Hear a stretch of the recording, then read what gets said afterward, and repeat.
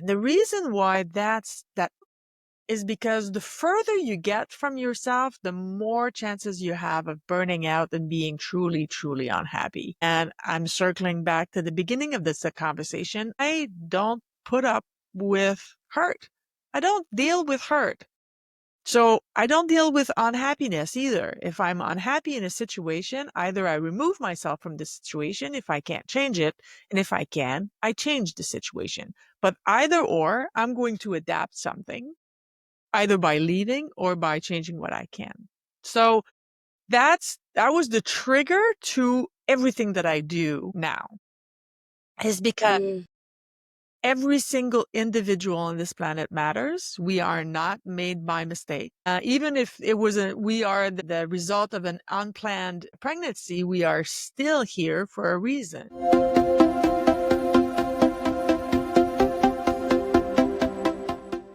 Welcome to your Wordless podcast, the space where we redefine success, self-worth, and transformation. I am Nierras, the soul-centered architect of transformation, helping you unlock your highest potential and build a legacy beyond limits. Now, whether it is self-mastery, career breakthroughs, or wealth creation, this is where change begins. Now let's dive in.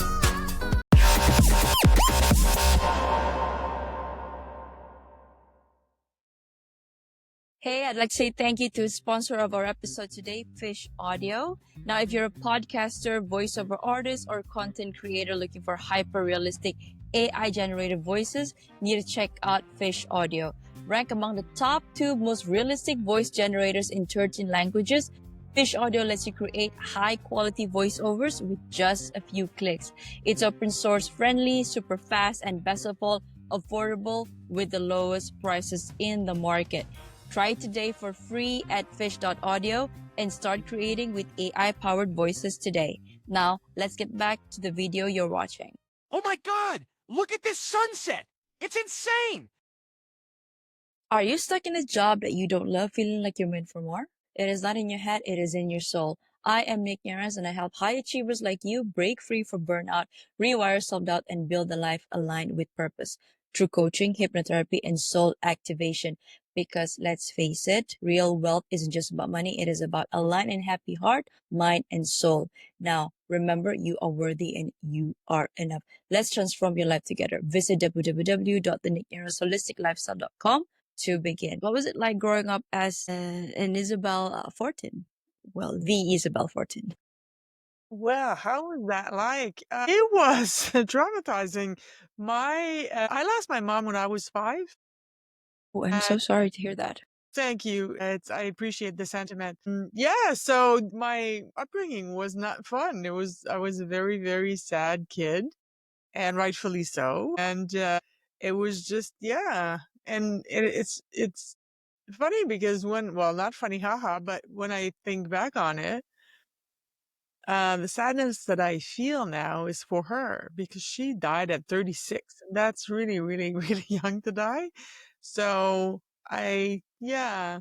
So it was certainly not the childhood that I would have wished for myself, but there are worse things in the world, and that was just my story. So that's what growing up me was like. So I like to see the connection, right, from childhood, because all of our beliefs are programmed since between 0 to 8 years old, 7 years old. So would you say what prompted you to actually pursue right now? Did it have any connection to how you were brought up, or how you were raised, or how you actually fared through life, like in the early years? I think that what I do now for a living is truly connected to who I truly am. I'm like the rest of the 9 billion people on this planet. I'm an extremely unique individual, and I am unapologetic about that.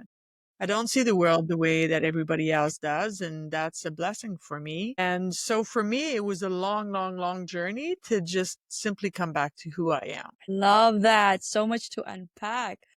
Okay, but first off, Canadian, Royal Canadian Air Force. Okay, TMI, I've always wanted to become a pilot before, but maybe not in this lifetime. So talk to us. What was it like? I mean, how did you end up being in the Air Force? It was the family business. Both my parents served. That's how they met. And when I joined in 1989, my brother was an Air Force pilot. So for me, that was just the logical step out of high school. It was just, well, signed the dotted line.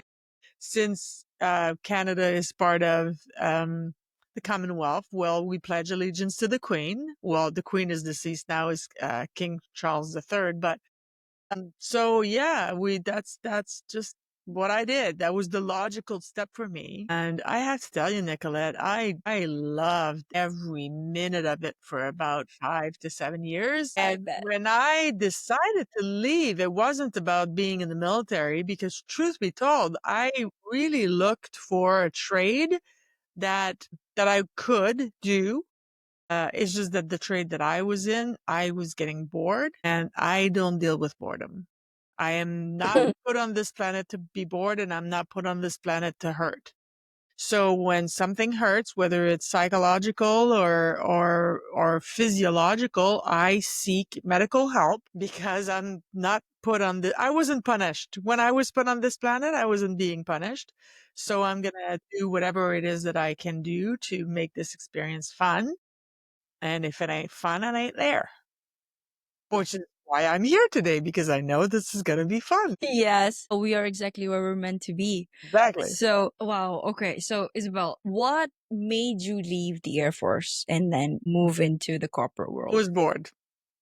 I did a decade, but after 7, 8 years, I started to be bored in my daily work, not in my life, Mm. not in the military really appealed to my sense of duty and my sense of belonging because there's nothing like serving your country and to feel like you're in service of something greater than you, regardless of what your country is, right? I'm Canadian. I'm proud to be Canadian, but I'm sure that if I was from Peru, I'd be as proud to be from Peru, right? Because every part of the world has something beautiful to offer. I struggled with that decision because I really loved being in the military. I just hated my job.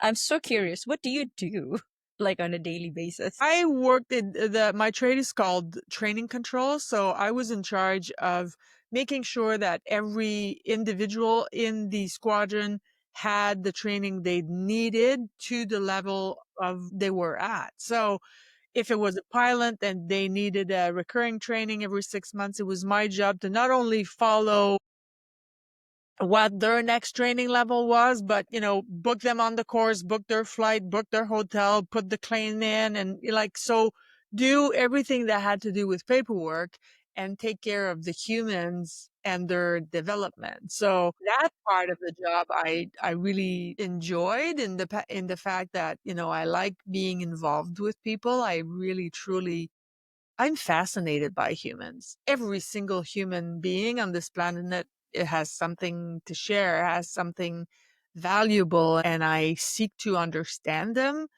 out of sheer curiosity. So that was fun, but the actual work, like what I physically had to do and stuff, it was getting boring.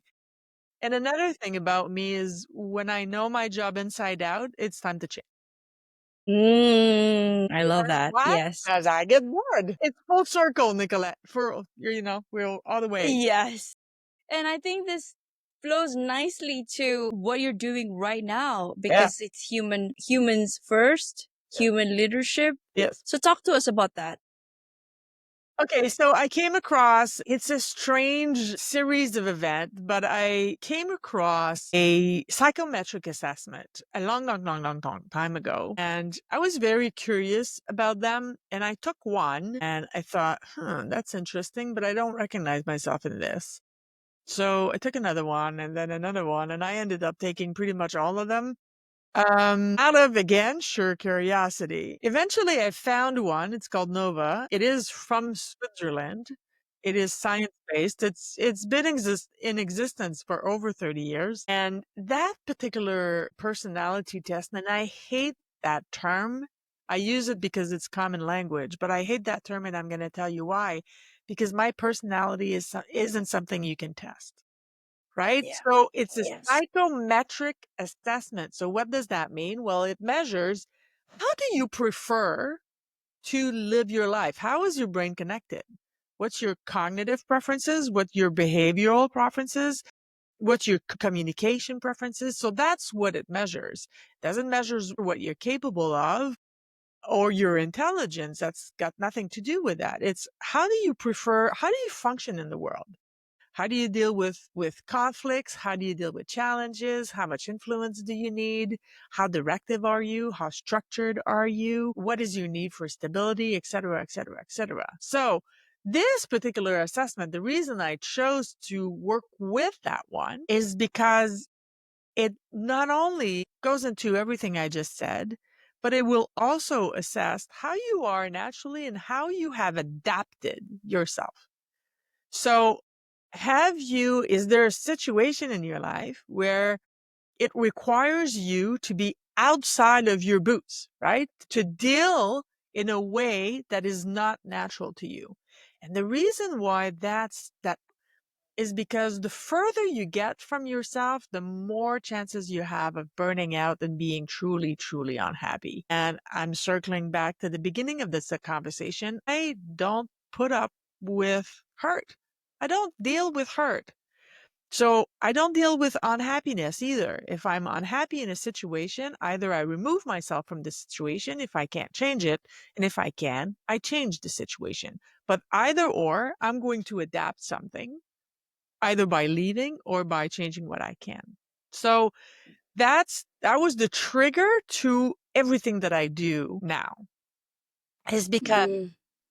every single individual on this planet matters. We are not made by mistake. Even if we are the result of an unplanned pregnancy, we are still here for a reason.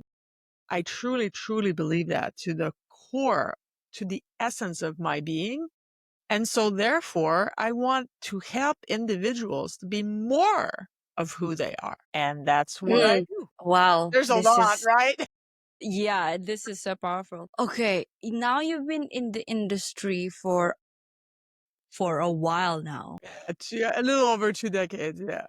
Yeah, that's a long time. Thank you. 2 decades. So what is the common theme? What are the common themes that you see when you go in and help these corporate organizations?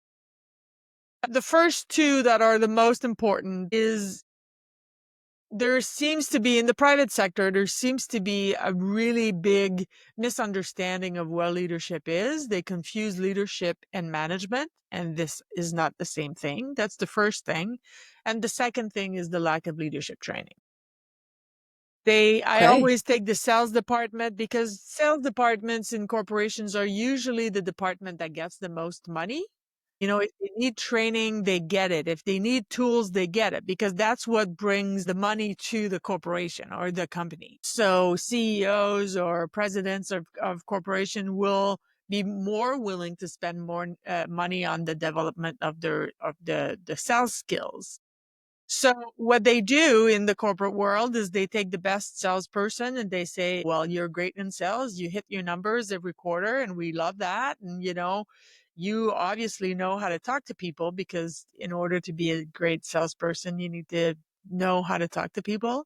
And then they put that person in charge of the sales department. And selling is a skill and leadership is a whole different bunch of skills.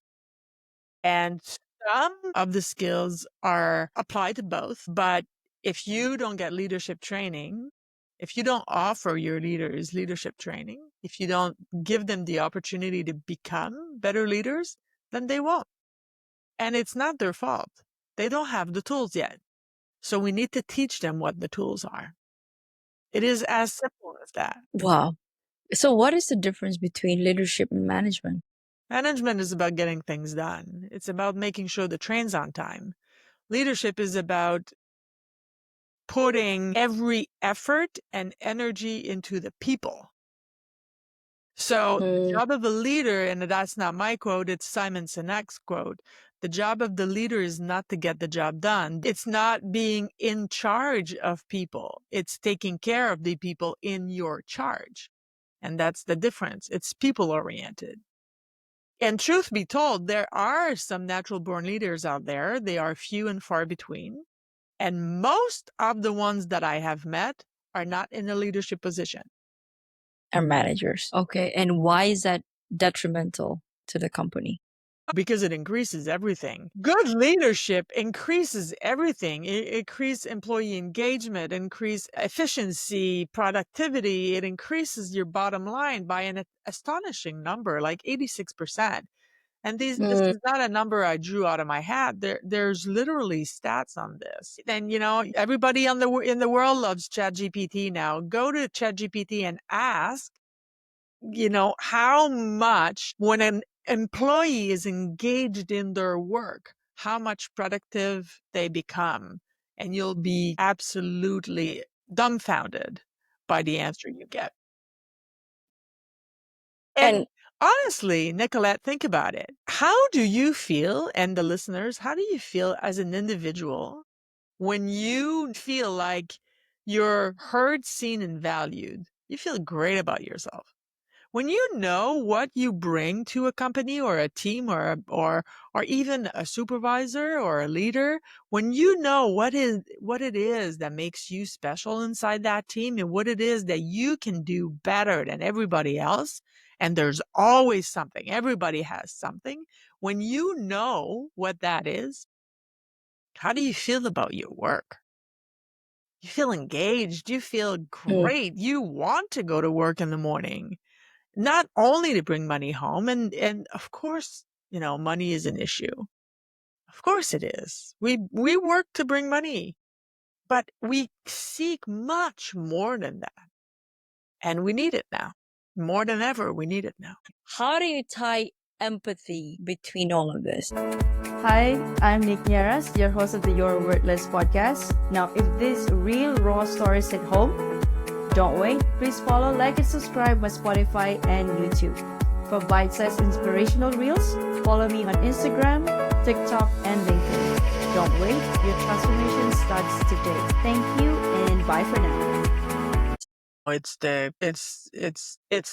the number one pillar.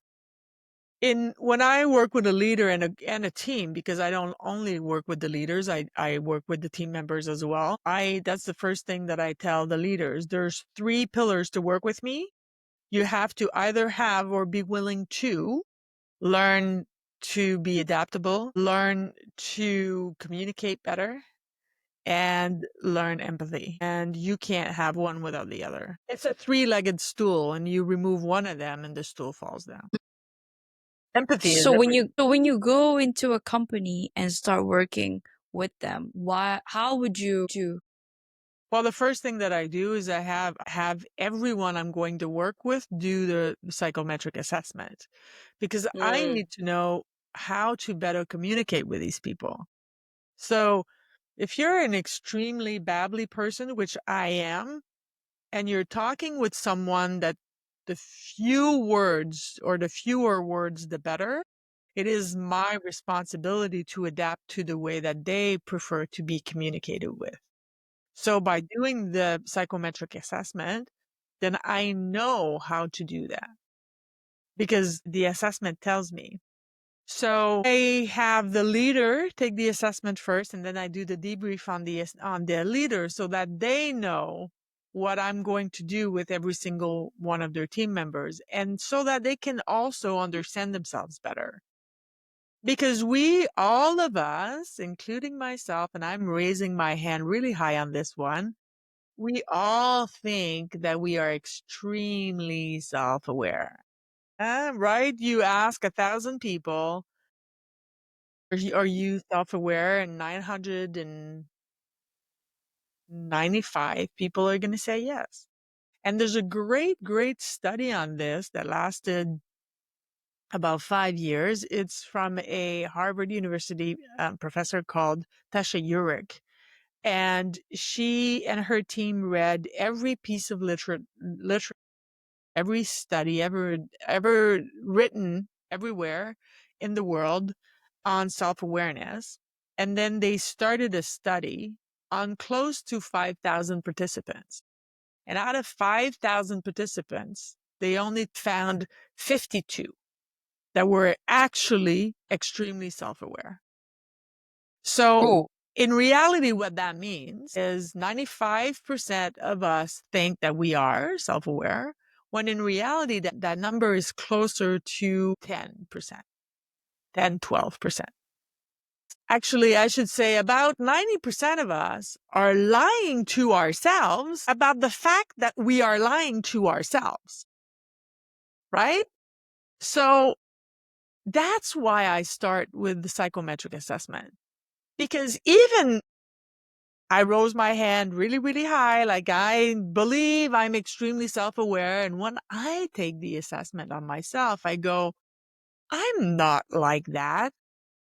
And then the person doing my test is saying, yes, but can, and then she asks a few questions. And at the end of the questions, I go, yeah, forced to admit that I am like that.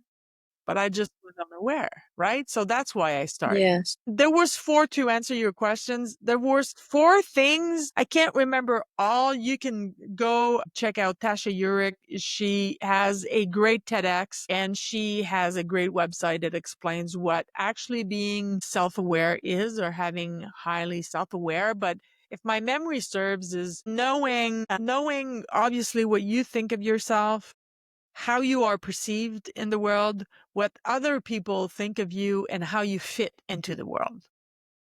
And these were kind of the four criterias. And please don't quote me on this. If I made a mistake, just know that it's not me blowing wind out of my ass. It's just, it's my memory going berserk. But there's her team did such an amazing job on self-awareness. And they wrote two books. Actually, she wrote two books. The first one is Insight. And guys, I'm not being paid for this, mind you. I speak about her so often. I should I should Should show your I royalty right should there. I should reach out. No, no, no, no, I'm just kidding. But yeah, her first book is called Insight, and it tells you all about self-awareness, and it actually gives you um exercises and that you can do at the end of each chapter. And I can feel from the conversation you're a person that you also dive deep within yourself. And you kind of mentioned at the start of the conversation, you said we are all actually finding the way back within ourselves. So what is this sounds to me like a spiritual journey that you had, or maybe you're spiritual, maybe you're religious. I'm a person of faith myself. So what is your take on that? What has your journey been on that path? I am spiritual. You are correct. My job on this planet is to be connected to myself as much as I possibly can. So I am fearless when it comes to self-discovery. I will leave no stone unturned, and I will dig as deep as I possibly can, even when it looks like it's going to hurt. And I think that that's what most people aren't willing to do, is they will say, well, no, I don't want to look inside because I'm afraid it's going to hurt. Well, it's going to hurt. But when you come out of the hurt, you realize that the pain was just a stepping stone to feeling better. That's it. It's a tool that the physical body has to tell you to maybe stop doing something or improve on something. And it's the same tool physiologically and mentally and spiritually. The hurt is just a way that the body has to tell you that you're doing something that maybe isn't aligned with who you are or who you're seeking to be. And then you also said whenever you're hurt or you're in a place of hurt, you take action upon that issue. Yeah. You either remove yourself or you try to mitigate it by, you know, Yeah. reducing the hurt or seeing if that situation can be saved. I don't know. Yeah. And I had a guess. I want to quote not from him, but then this quote of is easier said than done. But then he quoted, it's easier done than said. You just have to do it before you're ready. Yeah. It's easier done than said. Yeah. Yeah. Yeah. It is courage before confidence. Yes. Yeah. It is. It is. It requires an insane amount of courage, this life of ours. And I understand that for some people and some religious beliefs, and that's okay. I'm not putting anything or anyone down. It's, yeah, well, I'm going to suffer, but I'm going to pay, I'm going to cross over to heaven and I'm going to, have Redeem it then. exactly redeem all that pain later, which is, what, that's fine. I understand that and I can actually identify to it. For me, it's more of a, heaven or hell is here now, is here in my life now. And hell is way easier to access, right? So if I want heaven, and I do believe that there is that on the other side or something that resembles that. And I'm not going to dig deep in that because then this podcast is going to last 7.5 hours. But I want my experience here and now to be heavenly and to be heaven connected. Because for me, that's how I get to heaven on the other side, and not by sheer pain. Again, pain is just a tool that the body has to tell you that you're not on the right track. So use the pain, utilize it. But in order to utilize it properly, you have to be willing to listen to what it's trying to tell you. I think a lot of people are going to be waking up to this more and more. I hope so. Yes, yes. Because so I've listened to some podcasts too, trauma expert, coaches, therapists, and we talk a lot about this thing, ourselves remembering all of the things. So it is actually our duty to be self-aware.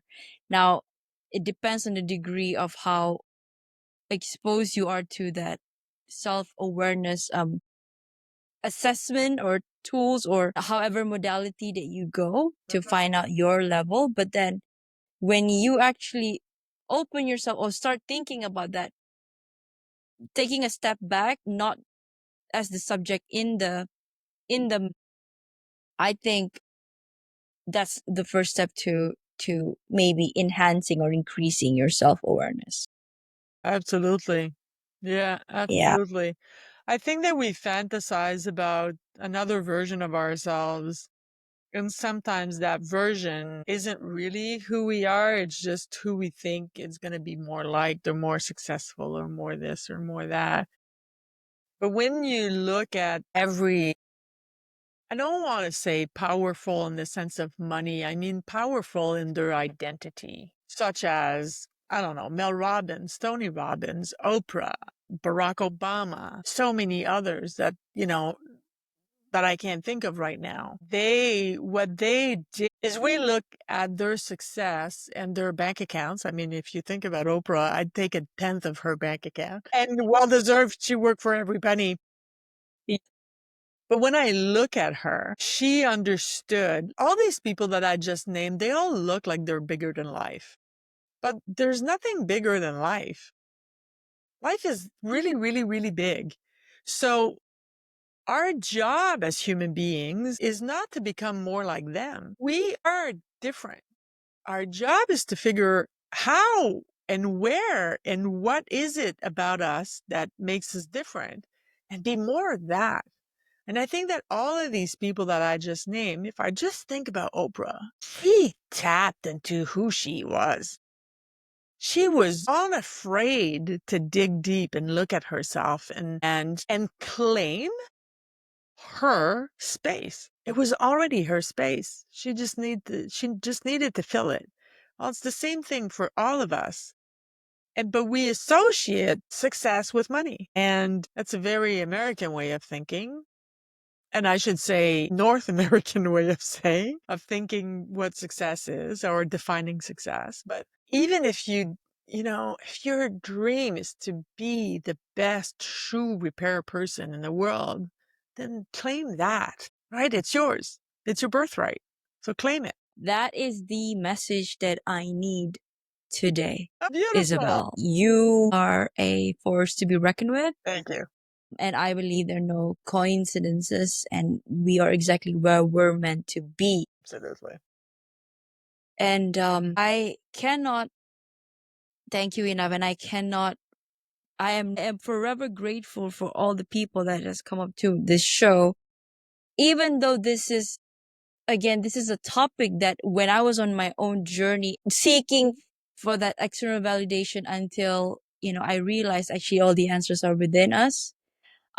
Yes. And it's only then I start to think that, yes, the people that you name, I put them on my vision board as well. It's so funny that you had Tony Robbins, you named Tony Robbins, Oprah, both of them, they're side by side on my vision board. And when you said claiming your spot, these are the examples of people that actually did that. And our job is to step into our highest, truest version of us, how we long to be, because we're expressing it in this lifetime or in this reality. So they are just yardstick, but we have to do that. We are given that we have all the tools to do that and to claim that in whatever capacity that we're in right now. So like you said, that a good example is that shoemaker, but if he or she is proud of that, I mean, he or she lived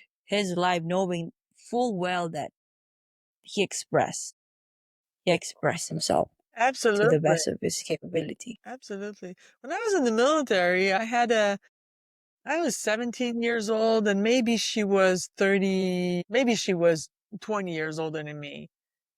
Her late 30s. And there was a technician that worked in the store. It's basically when you need something that is not issued gear, you go to that place. It's called the supply. So you go to the supply and you sign for it. And if you don't return it, eventually you get a bill. So it's like a library, but for military gear. And the corporal that worked there, she had been in service for 20 years. She had joined right out of high school as well. And she had her rank was corporal, which is the first promotion you get in the Canadian military. So you join as a private and then you become a corporal. And technically, after 4 years of being a corporal, you're eligible to become the next rank, right? To climb that next rank. And she had a little plaque on her desk, and it was written corporal for life. And I thought, why? And I got to know her name was Linda, and well, I'm guessing it still is. And I got to know Linda a little bit over the years, and I asked her about 2 years in, maybe. I asked her why she was a corporal for life. And she said, well, because in order to get the promotion to the next rank, which is in the Canadian military is Master Corporal, she said, you need to go on that course. It's called Junior Leadership course. And I know because I've gone on that course. And she said, I refuse to go. And I said, why? She says, because I refuse to be a leader. I don't want to. It's not me. I like my job, have a simple life.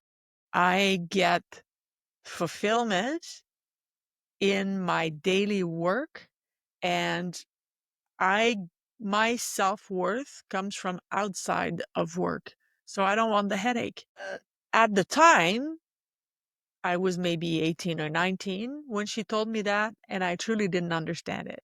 I thought, well, she is lacking ambition. I sat in judgment. The fact that she lacked ambition because I wanted to climb, right? So I Yes. We were projecting. Exactly. As all of us humans, we don't see life as it is. We see life we are. So I saw her situation through my eyes and I thought, wow. And I truly judged her. And I apologized for that a couple of decades later. And I saw her, our path, separated. I was posted elsewhere, whatever. And our path separated. And about 10 years later, I saw her at a reunion of that particular squadron, and she was still a corporal for life. And I'm telling you, Nicolette, she was the happiest of campers. I said, you're really, now I had done work on myself. And I looked at her and I said, you're truly, really fulfilled with Yourself. this job. Yeah. And I am. She says, I love the job. I talk to a lot of people. It helps me with my needs and it helps me with this. And it's satisfying for this reason and it's satisfying. And I thought, oh my God, she doesn't lack ambition. She figured it out earlier Yeah, than us. Yeah. knows who the hell she is. And that is beautiful. So why am I sharing this story? Well, we're not all meant to be Oprah, and thank God for that. And we don't all have the desire to create something as big as she did. And that's fine. Just figure out what it is that you are meant for. And it's easy to figure out whatever brings you joy. That's it. Whatever you think is easy, that's it. Whatever people naturally come to you I love that. and you're not Easy. being paid for and you do with your eyes closed, that's it. That is your natural ability. Take that and make money with it. Or give it away. That's fine. I mean, I have a mortgage to pay, so but that's it. Whatever you find is easy. Because we all think that what we find is easy, the rest of the world thinks it's easy, but it's not. Maybe it's extremely easy for you and it's extremely complicated for me. And therefore, I'd be willing to pay you because it's easy for you. Take that. That's the cue. Joy. Damn. I love it. Thank you for that empowering message and just the reinforcement I need, and also all of our listeners tuning in to the show, because self-worth often the way I saw it before was what it has to do with the achievement, the accolades that I collected over the years. No, no, no, no, no. And life truly humbled me in a way that, hey, if you could put out your if you could put your limb out for this company for the wrong reasons, imagine if you could just sit in ease and be in flow and be at joy doing what you can, what you want to do without you having to worry. Of course, you have to worry. Yes, you have to worry about money, but then I've tested this several times. If I just do what I want to do and I feel like, yes, and I'm provided for. Yes, I am provided for. So Excuse me. Yeah. You can't be there is punished for being who you are. It's impossible. exactly. Life doesn't work that way. I love that. That's a full circle moment for us. You mentioned that in the first part. So, Isabelle, what are you working on currently? Oh, that's a good question. I'm working on growing my network here locally. I focused my business and my networking in the United States in the past 4 years. And that is great. And I still like it and I still love it. But right now I'm feeling a sense of belonging to my country and my province, and also the need to be working physically in the same room as people instead of doing it on Zoom. So that's kind of the number one priority, is just to be surrounded by people, because you get energy in real life that you don't get on Zoom. Yes. So I feel like I'm a teenager starting a new job because even though my job is the same, I have no local clients, like none whatsoever. I know, right? So I can totally relate to Yeah. that. And, of course, I have an opinion on and I'm not going to share it, but, with everything that's happening in the United States and the United States between every other countries in the world, I'm just going to let them, do their thing for a while. And when they're ready to open up to the world again, I'll go back. Yeah. Perhaps it's something that I mean that's the very reason why I'm back here as well. Yeah. So we yeah, so I hear you, sister. yeah. Let it percolate, let it And yes, it's they do whatever they need to do. exactly, and it's their country and they're allowed, and I'm truly not sitting here in judgment. Yeah. The only thing that I can do is what applies to my life, and and that's what I'm doing. And I truly, truly, honestly wish them well, and I hope they're going to be able to figure some things out because right now they're Yes. hurting, and that's very sad to me. They're Yes. hurting on an Yes. individual level. And that Very is much. painful for me to watch. I have very, very good Yes. friends in the States and they're hurting. And So unfortunately, there's nothing I can do about it. So, let them, I think they're going to implode a little bit and, struggle and found their boundaries and then, reconnect to the world. And when they're ready, we'll be here. exactly. Allies. We're citizens of the world. Yeah, exactly. Exactly. So okay, Isabel, I would love to take you to a spin on a self-worth question. Okay. So the question for you, there's no right or wrong answer, just your opinion. In your journey, have you found a connection between spirituality and self-worth? How do spiritual beliefs or practices influence your sense of self? Oil influences everything.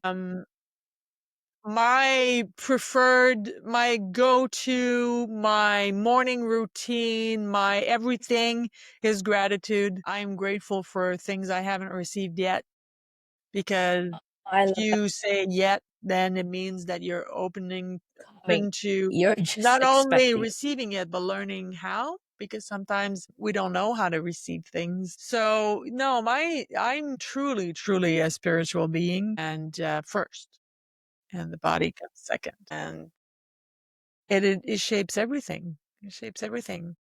Because when I think that for me anyway, I don't know if that's the experience for everyone, but for my experience, when I connected myself to the spiritual world, that's how I realized my self-worth. Wasn't created my mistake. I'm here. I do offer something nobody else does. Nobody. 9 billion people. There's only one me. Imagine how wonderful that is. And not only is there only one me now, there will always, for the rest of eternity, only be one me and one you. And I bring things to this world and you can't. And you bring things to the world I can't. And that's beautiful. And honestly, in the last 10 to 15 years, I've come to realize that I think it was created by design. Because if you're extremely naturally good at something I'm not good at, that means you and I need one another. And if all of us, 9 billion people, if we were all completely autonomous and self-sufficient, then what would life look like? Well, first of all, it'd be boring as hell. It's fun to need somebody. It's fun. It's entertaining. I had a spat with my Yeah. significant other yesterday morning, and I almost, like, my natural reaction was to look at him and say, "Can you tell me why the F you're—" That was my natural reaction. But you know what, Nicolette? I caught myself before, and that's beautiful. I'm very proud to share this with you. Caught Wow. myself before I went you know what, right? Yes. Before the words came out, Flew out of I centered myself Pusa. I took a deep breath, like a deep breath.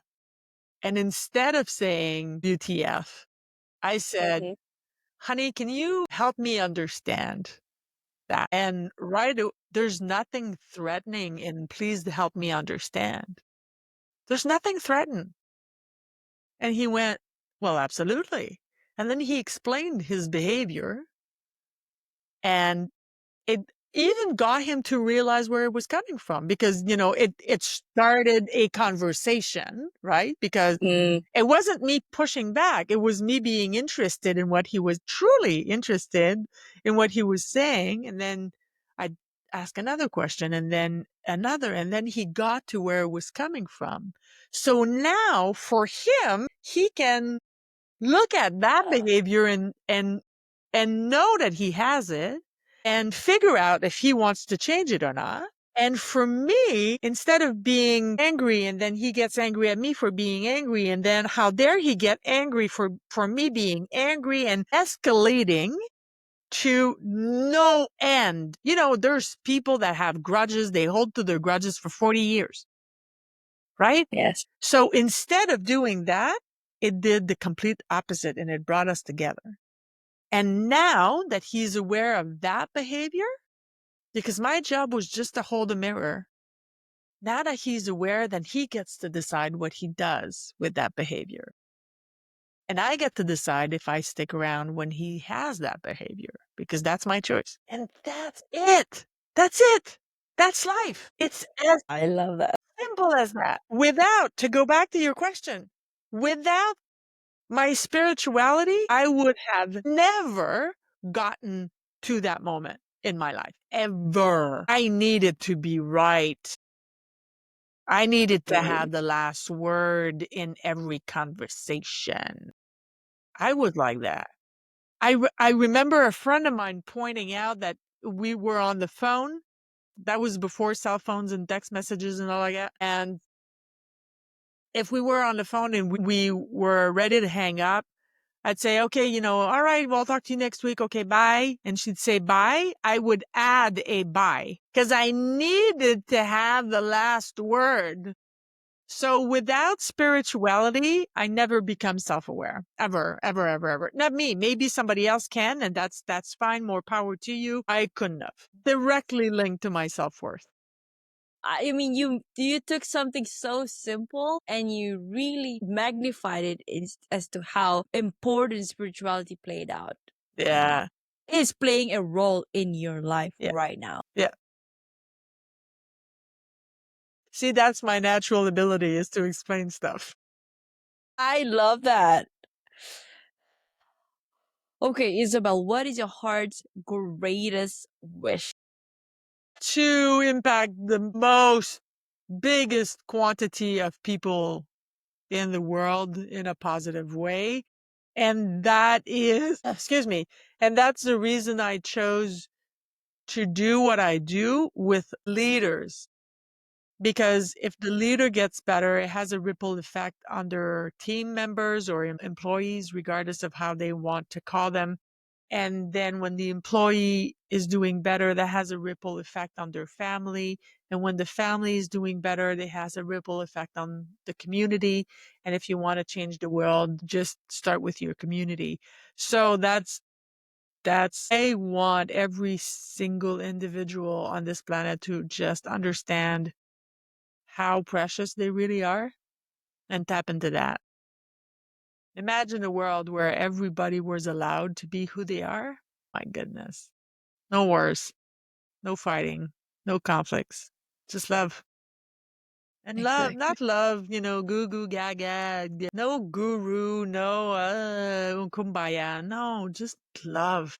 Simplest, most complicated word in every language. Yet it is the simplest. If you could create a quote right now for you to leave to the audience listening and the world as your legacy, what would it be? Individuality really is all it's cracked up to be. Brilliant. Truth be told, I didn't create it. Okay. I copied it. That's fine. But I copy it because it's the author of that quote is a woman from Ireland that's called Caroline McHugh. And she has a TEDx everybody in the world should watch. If you go on YouTube, it's there. The TEDx is called The Art of Being Yourself. And the reason I quote her is because it was the first time in my life that I heard in words what I've been feeling inside all my life. And I cannot say it better. I can't. So I took her words, but I give her credit though. Absolutely. So how can people reach out to you? LinkedIn is a great way to communicate with me. Isabelle Fortin, I'm sure it'll be in the title. But there's a bunch of us. Choose the one with the purple hair. If you're listening to this podcast and not watching it, I'm the one with the purple hair. And my website is againsttheordinary.org. Please be patient because my website, well, quite frankly, sucks because I'm not good at it. And my stubborn head decided that I was creating my own website, and that's okay. It's in the process of being remade by someone whose natural ability is actually to create websites. So it's going to be beautiful. So if you open the website and you find it beautiful, that means it's been changed. Okay. I'll be sure to keep that in mind. Okay, Isabelle, before we wrap up the conversation, any last message for our listeners? Dare to be who you are and claim. You are not here by mistake. Claim your space.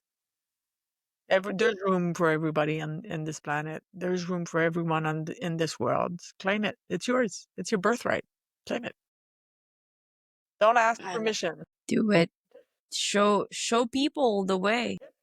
Take example. I mean, you have a group of you and then one of you decides to say, I don't want to be stuck in this situation anymore and I'm claiming my space. I'm gonna go ahead. Well, the others may be like, are you sure? Are you sure? Then yeah, I'm going. And then that actually lights up the way for the rest to actually follow. Absolutely. Awesome. So that is a wrap on today's inspiring episode with Isabelle Fortin. Thank you for your wisdom, Isabelle, and for your dedication to continue to uplift others with your work. Now, for our listeners, this has been Your Worthless. Read that again, the juxtaposition of your very soul. Now, if you've ever felt worthless, remember you are not alone. Your soul chose to be here to matter. And for that reason alone, you are worthy. A huge thank you to you again, Isabelle, and to all of you for listening. Until then, I am Nierras. Keep shining, keep growing, and always remember, you are worthy and you are enough. See you in the next episode. Thank you, Isabelle, for your time. Thank you. And cut. Hello, Isabelle. Good morning to you. How are you doing today? Fantastic. Thank you for having me, Nicolette. Well, thank you for saying yes to be interviewed today. I'd like to introduce myself to you formally and to all of our listeners listening for the first time or returning subscribers. My name is Nicolette. I am the creator for the podcast titled Your Worthless. Read that again, the juxtaposition of your very soul. Now, today we're going to talk about great teams are built one person at a time. Okay, but first off, I'd like to introduce you to all of our listeners before we get into the nitty-gritty of the conversation. Beautiful. So, hello everyone. We have Isabelle Fortin here with us, drawing on her unique experience in the Royal Canadian Air Force and the business world. Isabelle transformed how organizations approach leadership. Now, as an international consultant and speaker, she helps leaders optimize their teams by leveraging the power of individuality. Okay, very important conversation. Isabelle, welcome to the show. Love this episode?